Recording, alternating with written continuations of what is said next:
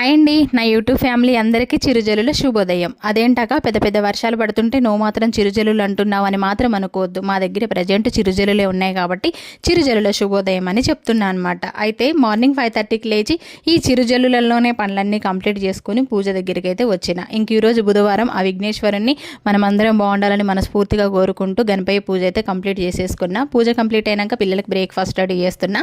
అయితే తాలింపు చేస్తాం చూడండి. మనం ఏదైనా సరే ఆ తాలింపుని ఒక ఊర్లో ఒక్కో పేరుతో పిలుస్తారు, ఒక్కొక్కరు ఒక్కోలాగా పిలుస్తారు. దాన్ని తాలింపు అంటారు, తిరగమత అంటారు, పోపు అంటారు. నేనైతే ఎక్కువ పోపు అనడం అలవాటు అయిపోయింది నాకు.